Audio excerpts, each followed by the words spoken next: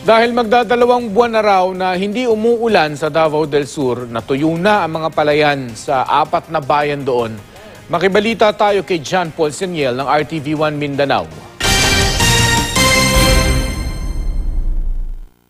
Lugi na raw ang amo ni Teresita Ago matapos masira ang ilang bahagi ng kanilang palayan. Kakaunti na raw kasi kaysa sa karaniwan ang kanilang naani nitong mga nakaraang araw. May raot at babaw. Dagan. Oh.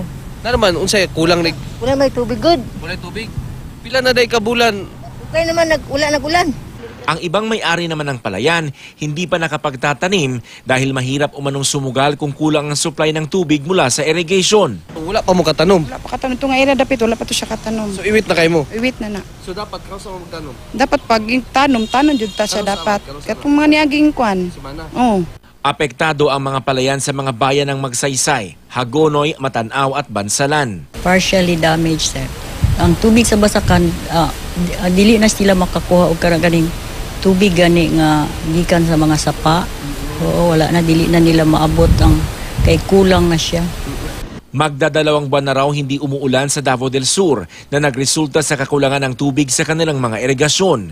May plano naman na raw ang Provincial Agriculture Office na magbigay ng tulong sa mga magsasaka sa mga apektadong lugar. Sa pinakabagong climate assessment ng Pag-asa, wala pa namang dry spell, dry condition o drought sa probinsya. Base sa dami ng ulan mula Setyembre hanggang January 21, may naranasang drought sa Ilocos Norte, Lanao del Norte at Lanao del Sur. Ibig sabihin, sa 5 magkakasunod na buwan ay mas mababa kaysa sa normal ang dami ng ulang bumuhos doon. At sa mga susunod na buwan ay posible rin magka-drought sa Abra, Ilocos Norte, Ilocos Sur, Bataan, Zambales at Palawan. Dry spell naman ang naranasan sa Zamboanga del Sur, Zamboanga Sibugay, Bukidnon, Basilan, Maguindanao at Sulu. Ibig sabihin, sa 3 magkakasunod na buwan ay mas mababa kaysa sa normal ang dami ng ulang bumuhos doon.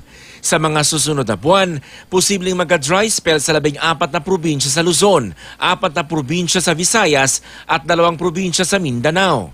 Dry condition naman ang naranasan sa Misamis Occidental at Tawi-Tawi. Ibig sabihin naman ito ay 2 magkasunod na buwang mas mababa kaysa sa normal ang dami ng ulang bumuhos doon.